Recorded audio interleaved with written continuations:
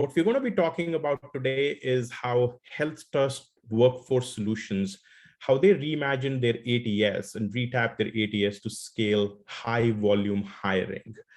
This is obviously an area of interest right now for everybody, on how do you do high volume hiring today when talent is in such short supply. And that's where we brought on an expert, Cheryl Rhody. Cheryl is the AVP of Marketing at HealthTrust. And I would invite her to say a quick hello and introduce herself. Thank you so much, Pankaj. It's a pleasure to be here with you this afternoon. My name is Cheryl Rhody. I'm an AVP of Marketing at HealthTrust Workforce Solutions, like Pankaj said, and love to share with you our experience with Sense. Wonderful. Thank you. And for those of you who do not know me, my name is Pankaj. I am one of the founders of Sense. And before I started Sense about 6 years ago, I ran staffing companies for 15 years. So I come very much from your world and grew up very much in this industry. And before we get started, just a quick 30-second primer on Sense for those of you who are new to the company. We started out, like I said, about 6 years ago with a singular vision to build a platform, an engagement platform, which was designed specifically for the staffing industry. And we've stayed very true to that mission. We now have over 500 customers, and every single one of them is a staffing company. We also spent a lot of time right up front in building the plumbing, so to speak. So we did all the heavy lifting, all the tough integrations right in the beginning. And that proves now in the pudding. 6 of the top 10 staffing companies in the US, these are all multi-billion-dollar companies that you've heard of. And a third of the largest staffing companies in the US, these are largest as defined by SIA, everybody who's over $100 million in revenue. A third of those are already live on Sense for several years. We also take our customer data very seriously and recently completed our SOC 2 Type 2 certification, which is the highest level of certification you can typically get for a SaaS business when it comes to customers' data and privacy. Along this journey, we raised about $40 million in capital from 3 different blue chip investors, Axel, Google, and Avatar. So really proud of where we're headed and the impact that we have on our customers.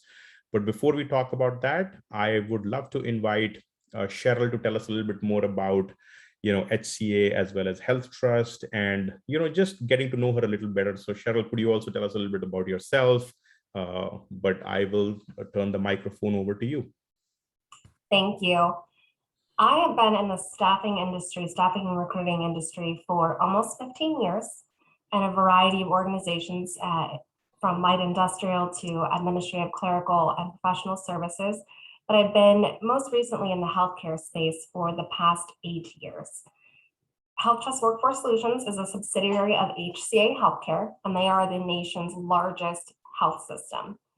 In addition to that, we personally at HealthTrust offer over 200,000 jobs nationwide across over 1,500 facility partners and growing.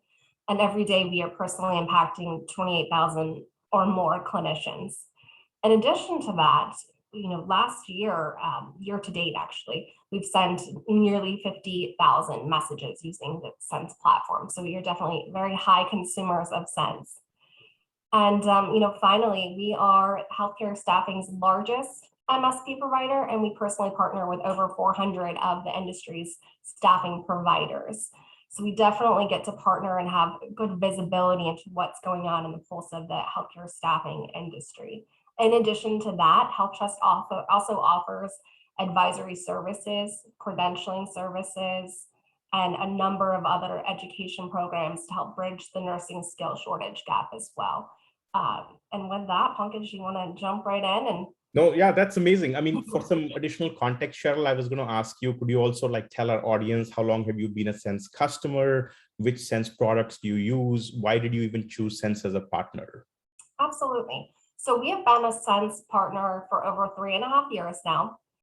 And we personally chose Sense because of the collaborative partnership that Sense brought to the table to truly understand our business and to do the work of integrating with our ATS on the front end to make sure that we truly had that end-to-end system connectivity Because for us, we look at our tech stack, we don't want to just arbitrarily add elements into that mix unless it truly is a nice fit and it has that end-to-end integration. We want that to be a source of truth. We don't want our recruiters and our different team members going in and out of multiple platforms.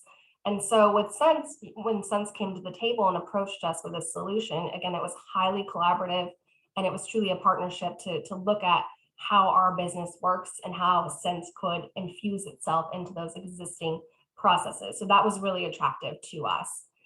We looked at a number of other providers, but again, I think it was just the collaborative mindset that was brought to the table that allowed us to look and see where it made sense, no pun intended, to infuse the technology into our day-to-day operations. And we really love the fact that not only could we automate so many of our touch points, that we wanted to make sure they were standardized and centralized and taking place, and also delivering those efficiencies back to our business. But we also really appreciate the commitment that Sense has to compliance. That was very important to us as well in terms of the integrity of our data and the safety and security of our data. Absolutely. That's awesome. Thank you so much. I was actually going to ask you, when you think about building your tech stack, what kind of capabilities do you prioritize? But I think you just talked about how compliance is super important and how it's important for you to stay in touch with your associates. Absolutely. So Cheryl, can we talk about it from a business standpoint? I mean, why is automation important to you and your business? And in today's landscape specifically, where we have skill shortages, where candidates have expectations that are changing all the time, how have you used automation to overcome some of those challenges? Sure. So for us, automation complements the activities that should be going on in our business on a day-to-day basis, whether it's how we interact and engage with our clinicians or how we interact and engage with our facility partners. And so from our perspective, we looked at all of those key touch points to see where are opportunities to automate those conversations that should be happening, or the different steps in the journey that we could add another layer of communication. Again, we wanted to really make sure, above all else, that we are making ourselves easy to do business with. And automation has definitely been a component that has allowed us to do so much of that and to make it easier to do business with us. And so again, we looked at the business, we looked at how we interact with each of our unique audiences and made thoughtful decisions about where automation could standardize communications and then also add additional levels of communication just to make sure that we are giving the most high touch experience to every single one of our stakeholders throughout their journey with us. Yeah, I mean, I really appreciate that. We hear and talk to a lot of customers and they tell us, obviously, most people in the US that are in high volume hiring are experiencing, so to speak, a famine, right? I mean, there are tons of open positions and people aren't applying. Now, it might be slightly different in healthcare. But one of the things that has been consistent is if you've got 1,000 people applying to you, you want to make sure that all of those 1,000 people have the same exact, white glove experience, if you will. And the only way you can do that is by leveraging technology and just making sure that everybody gets treated the same exact way. There is no bias in this process, so on and so forth. Correct. Yeah, it absolutely is a game changer when you're trying to achieve that experience at scale, at a very large scale. Yeah. And listen, the other thing I was going to ask you that, I'm really glad that you guys do a lot of this, because several of our customers will ask us this, right? I mean, a lot of staffing companies obviously focus when it comes to engagement on candidates, as they should. But there are also people who talk to us about, hey, how can I use automation to stay in touch with my internal staff, my customers? So essentially stakeholders that are different than your candidates. And we'll obviously talk about candidates in a lot more depth. But any thoughts on how you guys may be utilizing that? Absolutely. We use it end to end, regardless of which audience we're talking about. But specifically from our client perspective, from the hospital facilities that we work with, it has given us an opportunity to prioritize relationship building. And one of the key components to build those relationships is ongoing, proactive, transparent communication. And we've been able to accomplish that with a number of Sense workflows. So in addition to the one-to-one and mass Sense text capabilities that we have in our mix, we also have the Sense automated workflows. And so we were able to really sit down and say, from a facility perspective, from the hiring manager or the local on-site manager who is interacting with our clinicians, we wanted to be able to have that direct line of sight on a regular basis to garner their feedback, to see how our clinician is performing on site on a regular basis, whether they are working on a per diem basis or it's a specific trigger that a contract has ended. We proactively ask for their feedback. And we were able to develop a communication tree that was intelligent in the respect that it could pivot to different questions based on the responses that were sent to us. And that has allowed us to really understand, once our clinician gets to the floor and we essentially don't have that direct line of visibility into their performance or into their interaction, we're able to now, we have that information now. We have it both in a format where we are able to see, anecdotally, they can share with us what they're seeing and experiencing and what they think of our experience, how we performed and how our clinician has performed, but then also to give us some tangible data in terms of a scale, a survey rating scale, so that we can tell at any given time what our net promoter score looks like in a facility, in a market, in a region. We're able to really take all that data internally and slice and dice it a lot of different ways to help us get that valuable information. Yeah, that's amazing. It's amazing you mentioned that, because I talk about that a lot. It's one thing to say our NPS across the company is 40 or 50, and it's quite another thing to say, here is my NPS with this customer or this market or this kind of people, because then you can actually pinpoint where you need to spend more effort and focus. Absolutely. And especially with the nature of our relationship of being owned by HCA, a lot of our KPIs look different than your typical staffing company client relationship. It truly is about the relationship and building that just synergy between the two organizations, and to be able to come to the table and identify those trends and have real data to support what we're hearing is very powerful. And it's something I think that really informs those conversations. So it's not that we're just hearing this, that, and the other, and we want to have a conversation, say, about pay rates or a certain piece of, credentialing requirements. We're able to come back and we have that real data to say, this is what's going on. Let's have a conversation about it. So it makes it much, much more objective. Got it. And that's interesting. The one thing you mentioned, you were actually sending these surveys to your customers as well, right? So you can actually get some idea of client satisfaction as well, because that's something we're really sort of asking a lot more of our customers to do as well. Mm-hmm. Cool. Okay, so let's maybe talk a little bit about the last year and the pandemic. A lot of these staffing organizations, especially in the healthcare space, have seen just an unforeseen amount of demand during the pandemic. What did it feel like for you? How was your experience at HealthTrust? Absolutely. So being on the front lines and having the honor really to help play a part in the pandemic response of helping play our role in getting clinicians to work when and where they are needed most was truly incredible to be able to see the difference they were making. And from our perspective, we always want to do right by our clinicians and their facilities, because we truly understand what they're faced with every day. And again, are so appreciative for that. So anything that we can do to simplify their worlds is a win. Absolutely. So throughout the pandemic, we saw our business take the initial hit that most healthcare providers and really the economy at large took.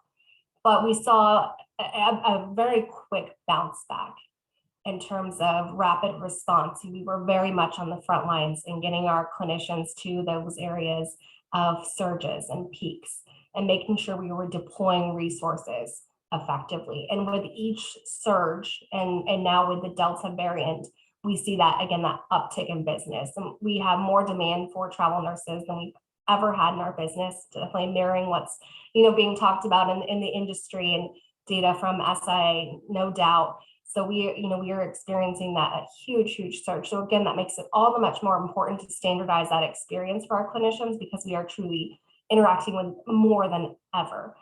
for us in particular, when we would deploy nurses and other clinicians as well to those areas of disaster Right. rapid response, we've definitely, unfortunately, had our share of natural disasters as well in the mix this year, as we unfortunately do, but we stand prepared when those situations occur.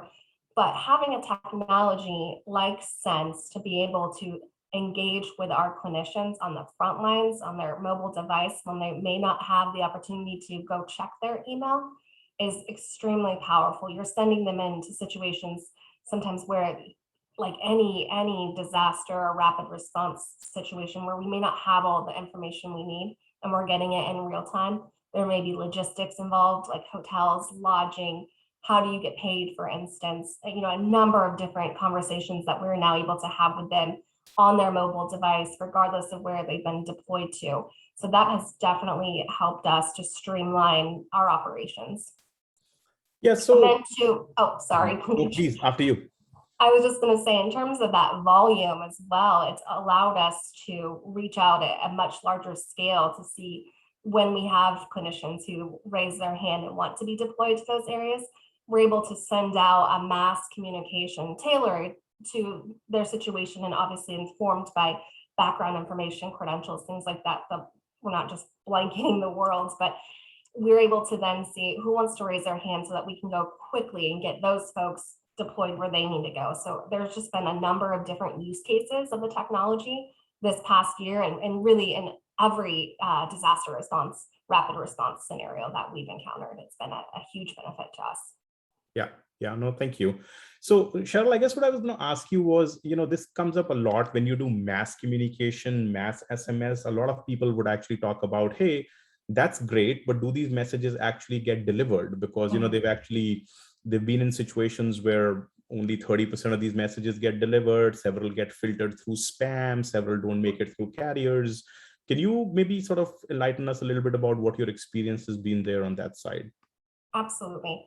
We are very, very thoughtful, and especially, wearing my marketer hat, that we always have to make sure whatever we're sending is succinct and clear and to the point, and we are very careful and very conscious of what that messaging is, because we know that it can be invasive if it's not done correctly. We are entering it into their personal device in the form of a text message in a lot of cases, so we want to make sure it's of value.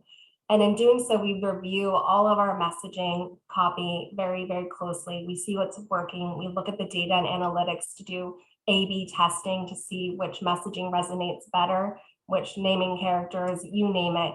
And we look at the data in terms of the actual deliverability. And I believe our deliverability has been somewhere around 98% throughout our engagement with Sense. And so that has, again, we are constantly looking at the data. We're looking, not only did it get delivered, that's definitely the first indicator of success. But for us, really, did they engage with us? Was there a response? Did they send something back? If there wasn't, why not? And really digging in to make sure we're not sending it just to check a box. We want to make sure something happened. Yeah, so I think you covered like a lot of best practices in just the last 30 seconds that we talk about a lot. First of all, make your text messages concise. We've literally seen people who copy paste a job description and send it out, which is like a 1,000-character message that nobody's reading. And that's the kind of thing that flags carriers. So make it concise, obviously, and then track your delivery rates. Yeah, that's super helpful. So Cheryl, on that same, in that same vein, now that the US economy is sort of, coming back, if you will, a little bit, and people are starting to scale hiring, and there is like a ton of high volume hiring going on. Any advice for, our listeners on, how should staffing organizations, or what should staffing organizations do to sort of cater to this surge in demand? Absolutely. There's no doubt that there is quite the surge in demand across multiple, if not almost every sector of the economy in one way or another. For us, we've noticed, that we've seen the trend, and we hear the trend in the industry too, of more candidates ghosting opportunities. And for us, that's a communication opportunity. There's an extra layer of communication that could be infused in their journey to help stay in touch so that there aren't those gaps. A couple of years ago, actually at the beginning of our engagement with Sense, one of the things that I guess you can say we're on the proactive side of what's going on now. So fortunately, we had our workflows in place to address what we're seeing in the talent market right now. But we put workflows in place to prepare a traveler or a clinician for their first day. We send out a text message and an email with first day preparation notes. Where do you go? Where do you go if you have questions? Here's all of your information. How do you go get a badge? Who do you contact? So we send out the first day instructions. And we do this for our corporate clients or corporate candidates as well. And we'll do that throughout the process. We also have automation even before they get to that first day that says you've made it this far in your credentialing journey. You have this, and this left to complete to be compliant. To, again, keep nudging them along in the process.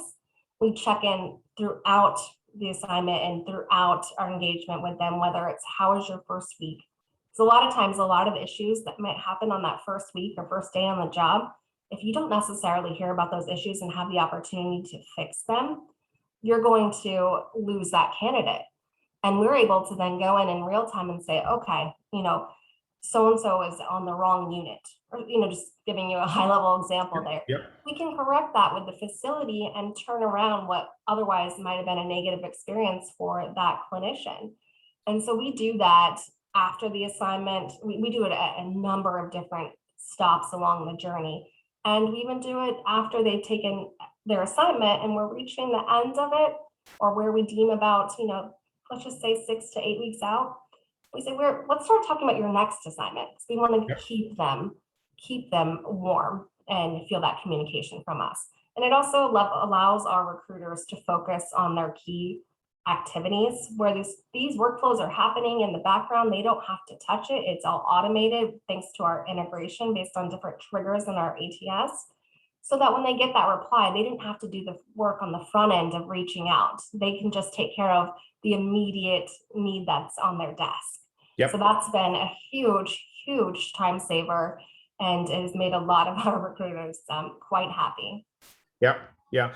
And, if I can wear my Sense hat for a minute, I mean, one of the things I would say is obviously if you are in a high volume hiring environment, definitely look at a product that Sense has, which is the chatbot, because one of the things the chatbot can help you do is talk to hundreds or thousands of people at scale, ask them the exact same questions your recruiters would ask them as if they were screening a live candidate, whether it is when people are available, how much money they want, what kind of licenses and certifications do they have, what credentials do they have, so on and so forth. So first of all, you can do that. And secondly, especially in the healthcare space, we keep hearing this a lot, like a nurse or a clinician might get a break only at midnight, like they're not working regular hours, but you want them to be able to apply to you and actually have a real conversation with somebody. And at the end of that, they can pick a time that works for them to complete that conversation. So just, my 2 cents on something that can help when it comes to high volume hiring. Absolutely. Yeah, and we leverage it from a screening perspective as well, like you said, in terms of, do you have the credentials? Do you have the qualifications? Do you have the experience? And then again, prioritizes those candidates that are more of your hot candidates that you want to get to first in terms of your outreach. Yep. So Cheryl, I'm going to switch gears a little bit and talk about something that I'm really passionate about, which is essentially tapping your own database. We talk about this a lot, In fact, for the last 5 years, we've been preaching that, hey, most people are still spending the same money with job boards year after year, even though they very well know that 30 to 50% of the placements that they're making can come from the people that are already sitting in their database.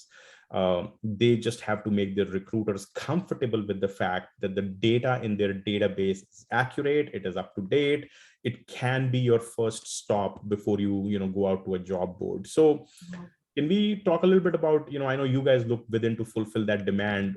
How and when did you realize that your database was an untapped resource, if you will? Sure.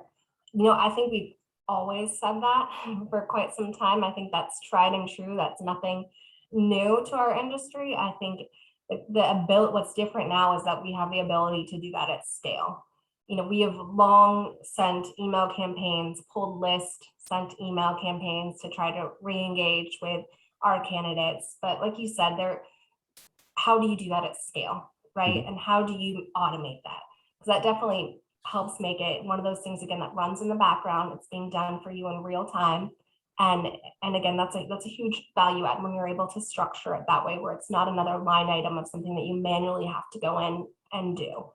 So from that perspective, we looked at our database, just like you said. We know that we, just like everybody else out there, partners with the job boards, and especially in this climate right now, I say in the last 5 years, but especially right now, that environment, the landscape is noisier than ever. It's Yep. so hard to determine. You have your major players, but there are so many new resources and technologies, and while they're all great and offer something a little bit different to your tech stack and to your resource bench for your team members, no one has quite figured out. There is no silver bullet that solves anyone's recruitment challenges by working with one board or another. And again, we work with them all, and they definitely are certainly a viable part of our mix. But we know, just like you said, that the largest return really are truly referrals in our own database. You've already spent the money getting those folks into your database. That's right. Why not, redeploy them if you've already paid for that lead? Now, we looked at it from that perspective, that they're already there. We know they're coming in through referrals. We've always had this commitment to digging. All of our training for our recruiters, they are trained to search and mine that database. That is, objective number one. They're already there. Again, we already paid for them. They have a familiarity with us. That's supplemented by marketing's efforts, but now it's automated as well by Sense's efforts. So again, I can't agree with you more and urge that is your treasure chest of leads. And yes, definitely all the other tools are great and important, but they supplement what you should be prioritizing in terms of building that talent community, really. Yeah. So Cheryl, I mean, this whole idea of tapping your own database, I mean, there are a lot of best practices I can share. Let me know if any of these resonate with you or what steps you guys took internally. But, one of the things I think a lot of our customers will do is reach out to thousands, if not tens of thousands of people, and ask them very simple questions like, hey, are you still looking for work?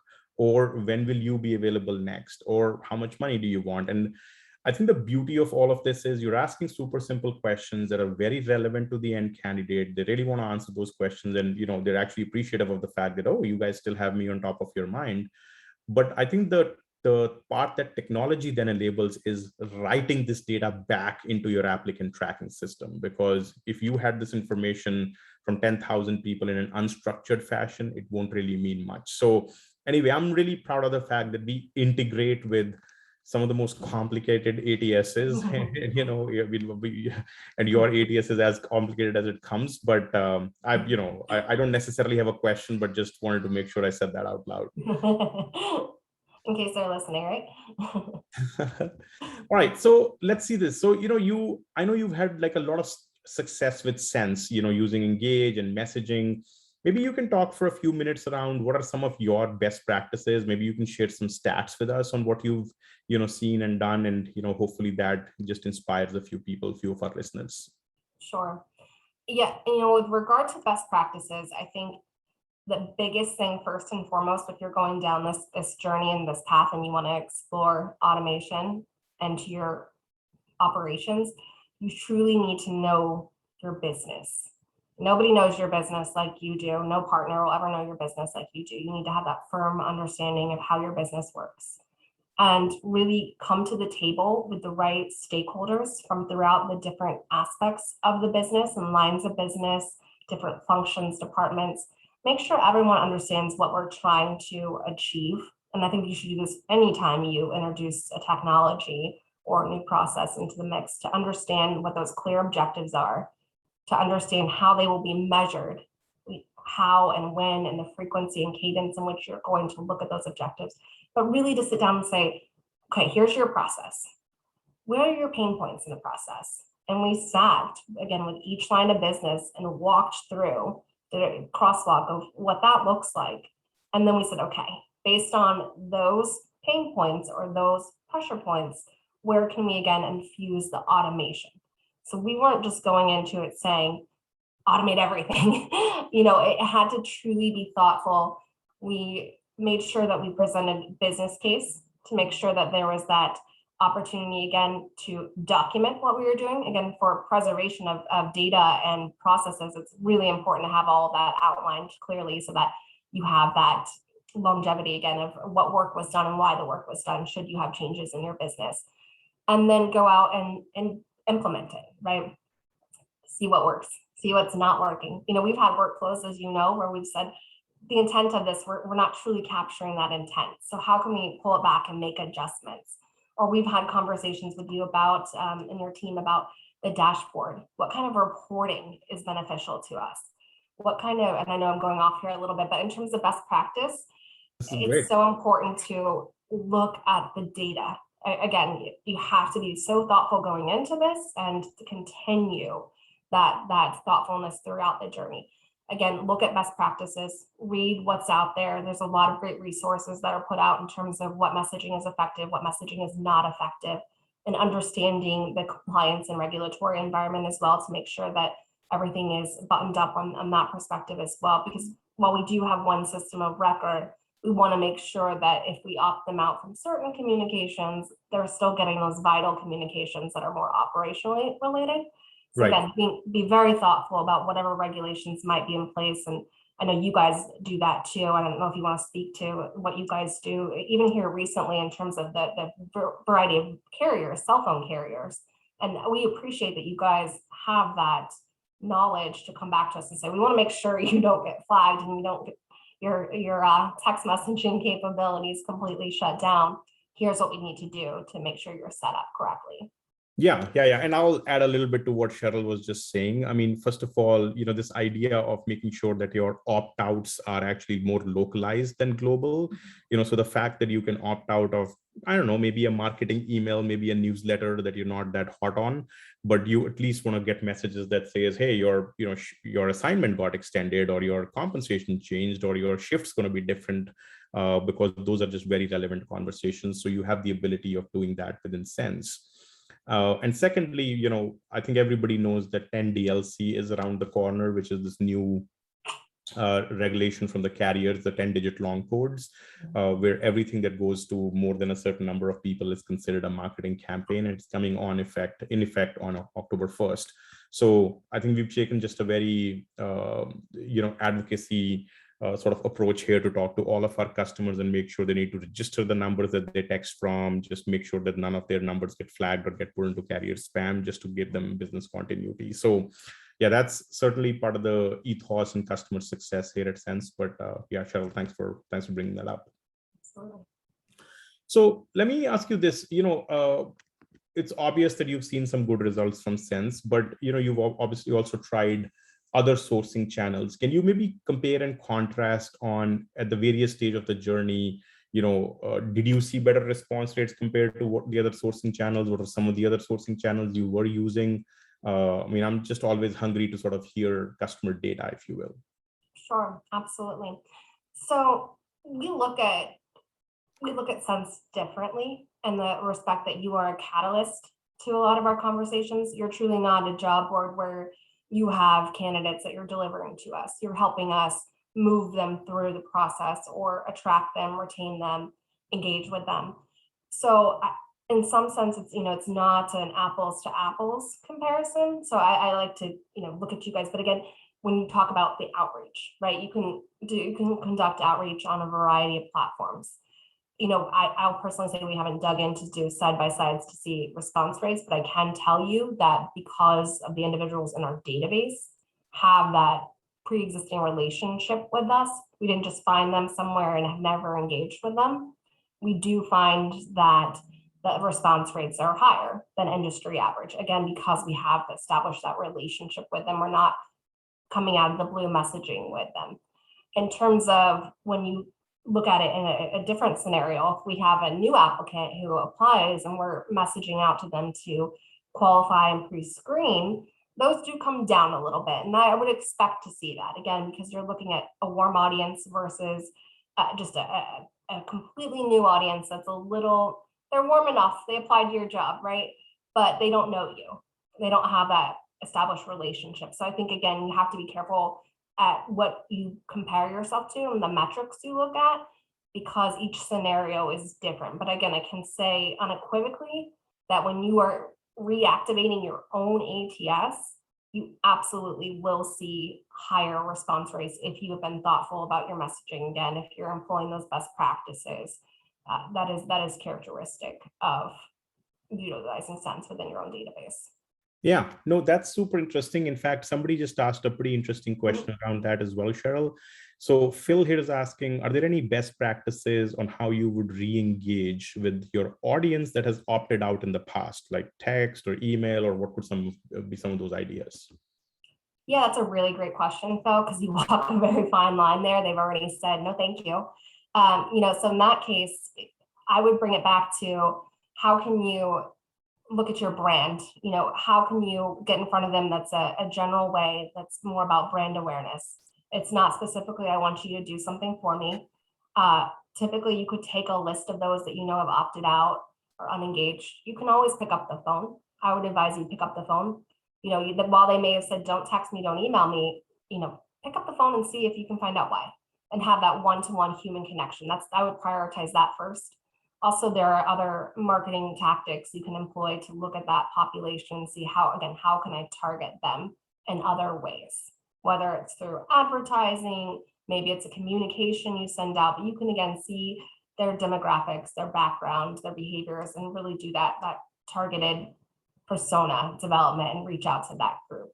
But again, I would say first and foremost, pick up the phone. I think we have a lot of, just with our culture and society, they'd rather text or send an email, but pick up the phone and see if you can remedy what the reason was. And sometimes more often than not, you find it's something pretty simple that you can fix. Yeah. I mean, I'll tell you a couple of things that we've seen some other creative, customers of ours do. Anytime somebody's opting out, they might still ask them another question and say, we'll opt you out, but would you be opposed to the idea of us sending you, I don't know, a jobs related email once every 6 months? I mean, just something that is really low key and people might say yes to, but that gives you an opportunity to re-nurture them, and again, go back to them and say, hey, in the last 6 months, we've made 150 placements in your area. We're looking for people like you, just wanted to see if you'd love to re-engage. And the stat that I just quoted, we made 150 placements in your zip code. That's the kind of stuff that Sense makes it really easy for you to get, because that's in the back end, that's just a simple query that you're adding to your email and saying, add the number of placements, add the zip code where we made these placements, so on and so forth. Right. And I think in those scenarios, you really have to be very mindful of always giving more than you're asking. They've said, no, thank you. So come to them with something different where you're not asking them to do something. Maybe it's a piece of thought leadership, a case study, a news snippet, whatever it is, give more to them than asking. Don't ask in that scenario. That's exactly right. No, that's great advice, because today people need help navigating the job market. They need salary guides. Compensations are changing. There are a lot of ways in which you can actually help the job seeker. Absolutely. That's right. So Cheryl, I'm going to switch gears completely and talk to you a little bit about sort of the human touch, just because you brought up a phone call or making a phone call. But, I mean, how do you balance this whole idea of giving everybody a personalized experience? Staffing is such a human-centric business, right? I mean, when everybody 20 years ago, every recruiter used to know their candidates personally and so on and so forth. While you also have to introduce automation and remove sort of inefficiencies from the process. So how do you balance that? What's your worldview on that? Absolutely. I am so glad you asked that, because I think that fundamentally has to be the first conversation you have if you're going to explore automation. Above all, we are still very much in a human business. Our only product is people and our relationships. Right. And so for us, we cannot ever get away from that. This truly has to be a supplement to complement what's going on. This will automate things that should happen in the life cycle, but those triggers and whatever we get back, say you sent out a text asking for something or reminding somebody about something or whatever the text is, that's a trigger for them still pick up the phone. The two should, that is not, they should complement one another. It is not in replacement of. And again, like you said, you strike the right balance between where do we infuse these little nudges in the process Right. without completely automating the relationship. Because no one likes that. I mean, if you think about as a consumer, when you can't get through to a live person on a line, there's nothing more frustrating. You want to talk to a person. So you want to, again, strike that right balance. Yeah, yeah. And, I mean, I think the couple things that I would also touch on here is, there is obviously a place for automation, and then there is a place for human connection, right? I mean, first of all, as you think about inefficiencies in your business, like we talk to businesses today where they say, hey, 10,000 people apply to us, we barely get back to 400 of them. Right. So that's clearly something you just have to solve. You want to get back to 100% of the people. Maybe 90% of them are not qualified, but just from a brand experience, you want to be able to say, hey, received your resume, you're not a fit at this time, redirect you here to our job page to look for other opportunities. Sure, I mean, that's one way of doing it. But secondly, you're certainly leaving people who will become placements, right? Not everybody of those 10,000 people is going to be unqualified. So as long as you can actually go back to them and put them into an automated screening, maybe 20 more people will make their way to the recruiters. And then the recruiter would be pleasantly surprised at, yes, this person can totally work out. And you never know, they may not work out today, but yes. Especially in our world, there is a requirement that most hospitals need at least 1 year of acute care experience, if not more. Yeah. And it's kind of the catch-22 in nursing. It's actually the whole inspiration behind our STAR and nurse education program to help new nurses get that actual bedside experience before they go to work as a nurse. And so from our perspective, you can never rule someone out. Maybe they're still in school right now, or maybe they're still working to attain that experience. That may not be the case in 6 months or a year. In addition to that, you don't know who that clinician, that candidate knows. You can always make a connection to ask for a referral as well. And they're going to remember that even though they weren't the perfect fit, or maybe they're wildly unqualified, let's just say, they still know people. And again, it's that word of mouth. We know in this business, despite all of the resources and different technologies and platforms out there, it's a people business. It's all about who do you know and how can I get to that. So I preach that every day. Even if it's a lead that's not going to work out today, put it in the database because you don't know what's going to change down the line. And that's another workflow for you right there. You put them in your database, and 6 months to a year, you can look and see they didn't have the right experience. Let's reach back out and see if they got that experience in that time period. I couldn't have said this any better. I think you just heard some, everybody who's on the call, I think you just heard some pearls of wisdom there.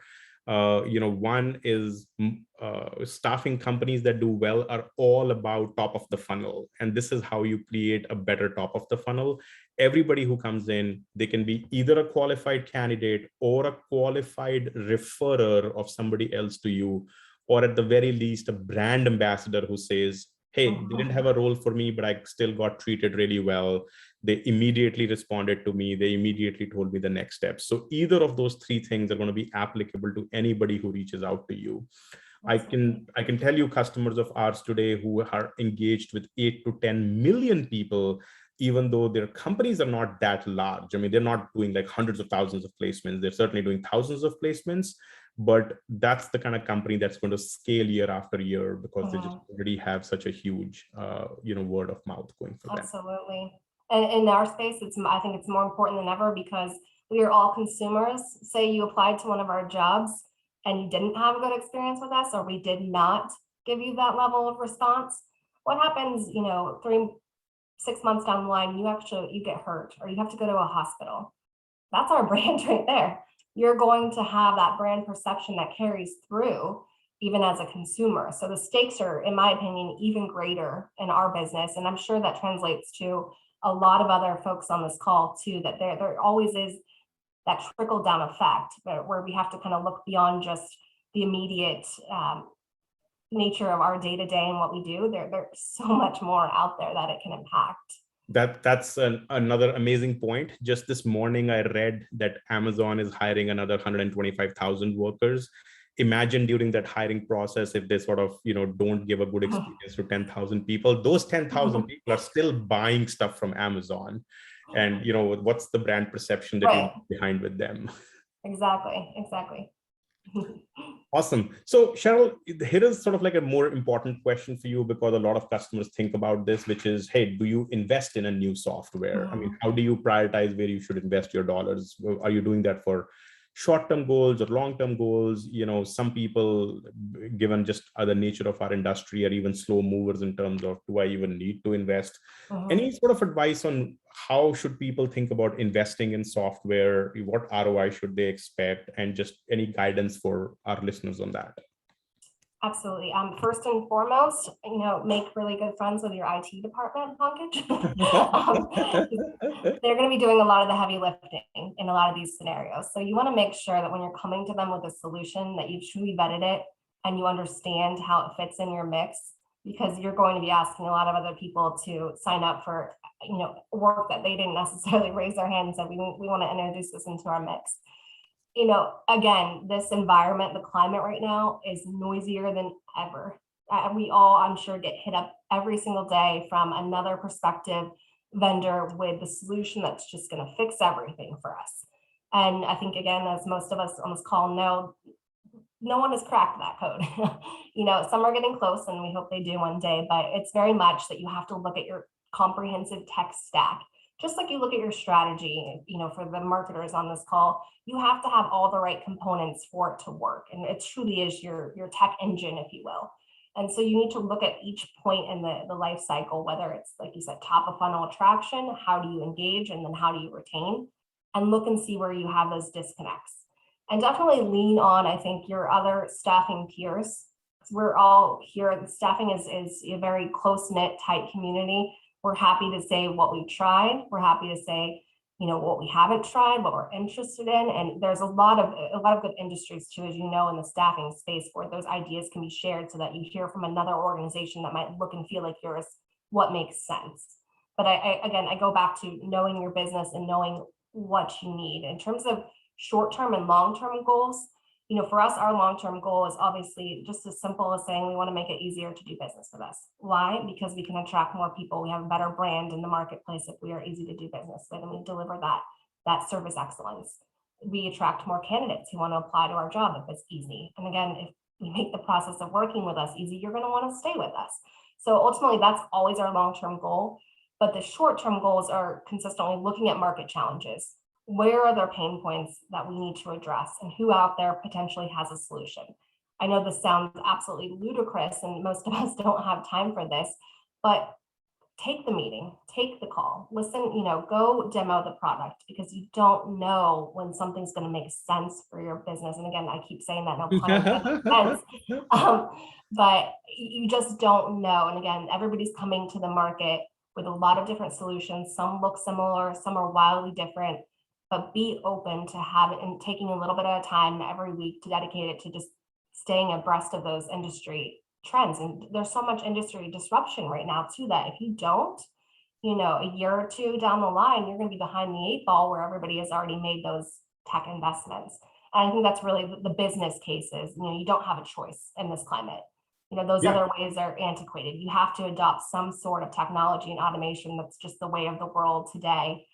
But it's, again, being thoughtful about how you do it within your business.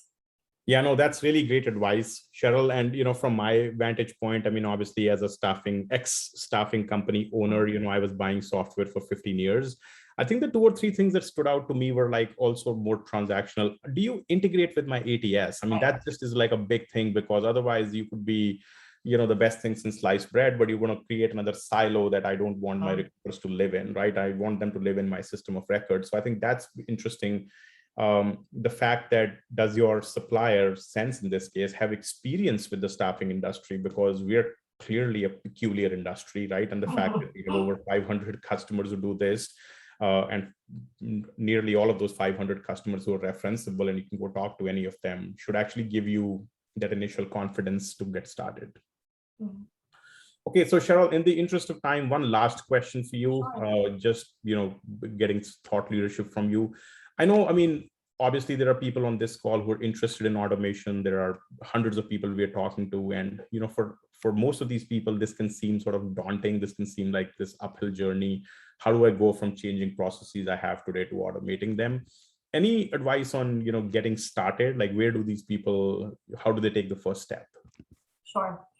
I think, again, it's making the business case so that you have everybody on the same page. Don't make that the journey into automation and adding tech to your stack any more difficult than it has to be, by making sure, again, everybody understands clearly what the objective is and what you're looking to accomplish.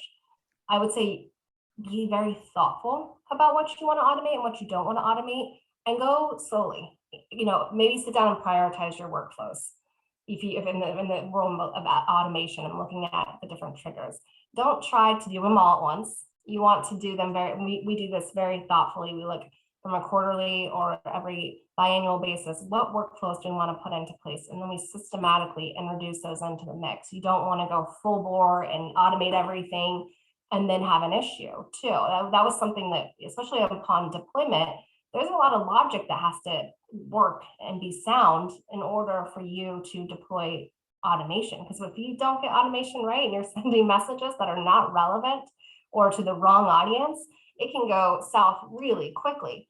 And if you're, again, biting off more than you can chew and you have too many balls in the mix, you're not going to be able to rein that back in and do damage control. So every time we introduce a workflow, it's all hands on deck. This is going out. We tell the business this is what's happening. This is when it's going out. This is who it's going out to. Have everybody on high alert so they can come to us and troubleshoot if somebody gets something that they shouldn't have, and we can remedy that right away. So I think above all, get the buy-in, go slow, and make sure that you're being thoughtful about what you're automating. Yeah, you probably said my favorite line of all, because I tell customers this all the time, even though I shouldn't be telling them this, but I tell them this all the time. I'm like, don't boil the ocean on day one. Right. We don't go in there and say, oh yeah, we will automate all 50 of your processes and everything will just be magic. I think the idea is to just take anything, like I said before, that is either time consuming or inefficient, and just go like one at a time, right? I mean, I'll give you the simplest example. If you wanted to wish 1 million people, because there are 1 million people in your database, happy birthday and happy Mother's Day and happy, Thanksgiving and Merry Christmas, that would probably take 5 minutes in sense to just automate. And now these 1 million people are always going to hear from you on important days in the year. All right, check, you're done with that. If you don't do an exit survey today, or if you do an exit survey, but you have trouble getting it to people in the last day or getting their responses, just automate that. If you want to do an NPS survey, just automate that. So like go in bite-sized pieces and say, okay, this particular process is now out of my, out of my daily to-dos. And then eventually you get on to doing things that are, more complicated or have more workflows and branching logic, if you will. Cool. So Cheryl, thank you so much. This was, I think, amazing. I'm just going to wrap up by essentially bringing all of this together in like a single slide. I mean, obviously everything that you talked about. If I can find my slide, so give me just a second. But I mean, I essentially wanted to just show people what a platform like this can look like. So if you think about it, this is exactly what we set out to do at Sense. What you're seeing here is probably your entire life cycle, the entire life cycle of what a candidate journey looks like. You can start anywhere on this circle where you want, from sourcing and attracting candidates to getting them to a point where you automatically can screen them and schedule them.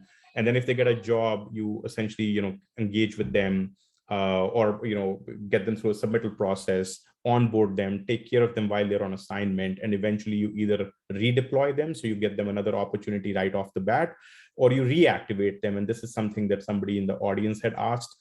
Somebody leaves your company, but you can still bring them back 6 months later, 12 months later, so on and so forth. This is the entire talent life cycle. And I think you will note that every part of this talent life cycle can be completely automated. You can automatically source people using database reactivation that Cheryl talked about. You can automatically screen them and schedule them using a chat bot. You can automatically engage with them using journeys that says you've now been submitted. The hiring manager is calling you for an interview now. This is where your interview is. This is when you need to show up. All of that can be done automatically. Then obviously you give them this magical experience during onboarding, so they absolutely get that white glove treatment. And then this is the part where most staffing companies tend to forget about their people. Somebody, you put them on a job, they're out there, and now you forget about them. Super easy to sort of change that if you automate your contractor care. How's your first day? How's your 7th day? Can you give us an NPS? Can you give us a referral? Do you have a sales lead? Hey, your assignment is coming up to an end. Shall we get you a new job? And all of that is something you can do with a single system, which is Sense, which absolutely will bi-directionally integrate with your applicant tracking system. So anyway, if any of you have any questions around Sense, or if any of you want to know more about Sense, please reach out to us, or reach out to Cheryl if you have more questions for her. So anyway, I want to thank Cheryl for taking the time and spending this time with us today. Cheryl, thank you so much. And thank you for being a Sense Power user and always pushing us and doing the next big thing. And thank you everybody who made the time to listen to us today. We really appreciate it. Take care. Thank you. Thank you, Cheryl.